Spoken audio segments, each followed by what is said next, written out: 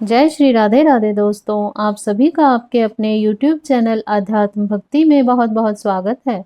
आइए आज आप सब सुनेंगे कार्तिक मास व्रत के 7वें अध्याय की कथा और फिर सुनेंगे लपसी तपसी की कहानी। कार्तिक मास को दामोदर महीना भी कहा जाता है। कार्तिक मास में नियम से स्नान करने के बाद विष्णु भगवान को अर्घ्य देना चाहिए। आइए सबसे पहले पिछले अध्याय अर्थात छठे अध्याय के कुछ विशेष एवं मुख्य बातों को दोहराते हुए आगे के अध्याय अर्थात 7वें अध्याय की कथा का श्रवण करेंगे। पिछले अध्याय में नारद जी कहते हैं कि वेद के पारंगत ब्राह्मणों का पूजन करना चाहिए। ब्राह्मणों के दाहिने पैर में तीर्थ होता है, मुंह में वेद और शरीर के सभी अंगों में देवता रहते हैं। ब्राह्मणों की पूजा करने से उन सभी की पूजा हो जाती है। तुलसी का पूजन करके उसकी परिक्रमा करनी चाहिए। तुलसी को प्रणाम करके कहना चाहिए कि आप मेरे सभी पापों का नाश करें। इसके बाद विष्णु भगवान की पुराणों की कथा सुननी चाहिए। भक्ति पूर्वक वेद ब्राह्मणों का पूजन करना चाहिए। इस तरह पूजा करने से विष्णु लोक की प्राप्ति होती है। तो आइए अब सुनते हैं 7वें अध्याय की कथा। नारद जी कहते हैं, हे राजन, कार्तिक मास में व्रत करने वालों के नियम सुनिए। यह मैं आपको संक्षेप में बतलाता हूँ। जो मनुष्य कार्तिक मास का व्रत करता हो वह सब तरह के अमीष, मांस, उड़द, राई, खटाई तथा मादक वस्तुओं का प्रयोग ना करे। यह व्रत करने वाला दूसरे का अन्न ना ग्रहण करे, किसी से द्वेष ना करे तथा तीर्थ के अतिरिक्त अन्य कोई यात्रा ना करे। देवता, वेद, ब्राह्मण, गौ, व्रती, नारी, राजा तथा गुरुजनों की निंदा ना करे। यह व्रत करने वाला दाल, तिल, पकवान व क्रय किया हुआ भोजन ग्रहण ना करे, चुगली निंदा ना करे, किसी भी जीव का मांस छूना, पान में चूना, नींबू, मसूर, बासी तथा झूठे अन्न का प्रयोग ना करे।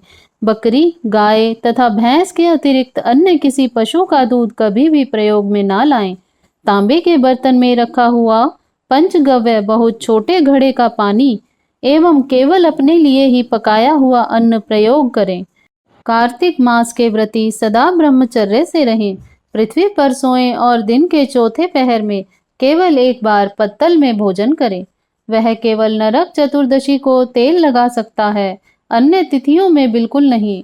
कार्तिक मास को व्रती मनुष्य सिंघाड़ा, प्याज, मट्ठा, गाजर, मूली इन सब वस्तुओं को बिल्कुल प्रयोग में ना लाएं। लौकी, मट्ठा, काशीफल, तरबूज इन सब वस्तुओं का कार्तिक मास का व्रती बिल्कुल सेवन ना करे। मासिक धर्म वाली स्त्री से चंडाल, पापी, ब्राह्मण द्रोही और नास्तिकों से बिल्कुल बातचीत ना करें। भगवान विष्णु को प्रसन्न करने के लिए अपनी शक्ति के अनुसार चंद्रायण आदि का व्रत करें और उपयुक्त नियमों का पालन करें। कार्तिक का व्रत करने वाला मनुष्य प्रतिपदा को कुम्हड़ा, द्वितीया को कटहल, तृतीया को तरुणी स्त्री, चतुर्थी को मूली, पंचमी को बेल, षष्ठी को तरबूज, सप्तमी को आंवला, अष्टमी को नारियल, नवमी को मूली, दशमी को लौकी, एकादशी को परवल, द्वादशी को बेर, त्रयोदशी को मट्ठा, चतुर्दशी को गाजर और पूर्णिमा को शाक यह वस्तुएं प्रयोग ना करें। आंवला का प्रयोग रविवार को ना करें। व्रती यदि इन शाकों में कोई शाक सेवन करना चाहे तो पहले ब्राह्मण को देकर खाए। यही विधान माघ मास के व्रत के लिए भी है। देवोत्थानी एकादशी में पूर्वोक्त विधि के अनुसार नित्य जागरण, गायन, वादन आदि करें। इसको विधिवत करने वाले मनुष्य को देखकर यम के दूत इस प्रकार भाग जाते हैं जैसे सिंह की गर्जना से हाथी भाग जाते हैं।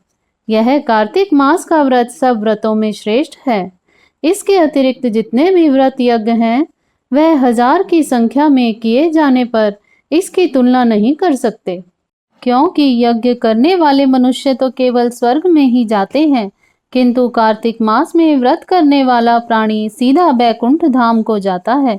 जिस प्रकार राजा की रक्षा उसके अंगरक्षक करते हैं, उसी तरह कार्तिक मास का व्रत करने वाले की रक्षा भगवान विष्णु की आज्ञा से इंद्र आदि देवता करते हैं। कार्तिक मास का व्रत करने वाला मनुष्य जहाँ कहीं भी रहता है वहीं पर उसकी पूजा होती है, उसका यश होता है। उस स्थान पर जहाँ की वह रहता है भूत, पिशाच आदि कोई भी नहीं रहने पाते। विधि सहित कार्तिक मास का व्रत करने वाले मनुष्यों के पुण्यों का वर्णन श्री ब्रह्मा जी भी नहीं कर सकते। यह व्रत संपूर्ण पापों का नाश करने वाला, पुत्र पौत्र और धन धान्य को बढ़ाने वाला होता है। इस प्रकार से कार्तिक मास महात्म्य के 7वें अध्याय की कथा पूर्ण हुई।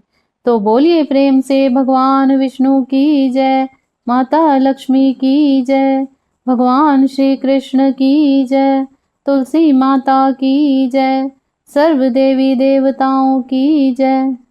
तो आइए अब सुनते हैं लपसी तपसी की कहानी। ऐसा माना जाता है कि इस कहानी को सुने बिना कार्तिक महात्म्य सुनने का सुफल प्राप्त नहीं हो पाता। तो लपसी तपसी की कहानी इस प्रकार से है। प्राचीन समय की बात है, एक गांव में 2 भाई रहते थे। एक का नाम लपसी था और दूसरे का नाम तपसी। तपसी तो भगवान की तपस्या करता था और लपसी सवा सेर की लस्सी बनाकर भगवान को भोग लगाता और लोटा हिलाकर जीम लेता था। एक दिन दोनों लड़ने लगे। लपसी बोला कि मैं बड़ा हूँ और तपसी बोला कि मैं बड़ा हूँ।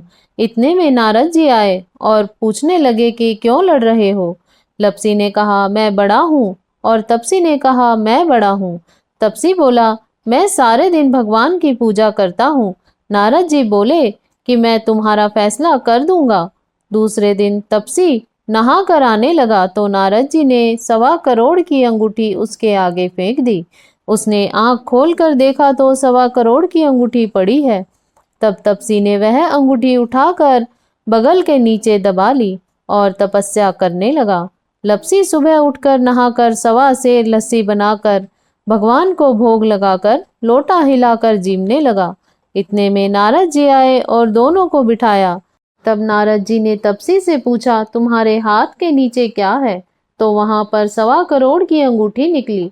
तब नारद जी बोले कि ये अंगूठी तो तूने चुराई है, इसलिए तेरी तपस्या भंग हो गई, इसलिए लपसी बड़ा है। तपसी बोला महाराज मेरी तपस्या का फल कैसे मिलेगा? तो नारद जी बोले तेरी तपस्या का फल कार्तिक नहाने वाली देगी। फिर नारद जी बोले कि सबकी कहानी कहकर तेरी कहानी ना कहे तो कार्तिक का फल खत्म हो जाएगा। तो इस प्रकार से कार्तिक महात्म्य के साथ लपसी और तपसी की कहानी सुनने से कार्तिक महात्म्य का संपूर्ण फल प्राप्त होता है।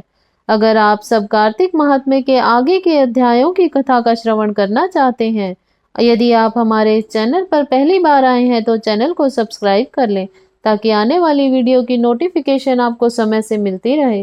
वीडियो को लाइक करें, शेयर करें। सुखी रहें, स्वस्थ रहें। जय श्री राधे राधे। धन्यवाद।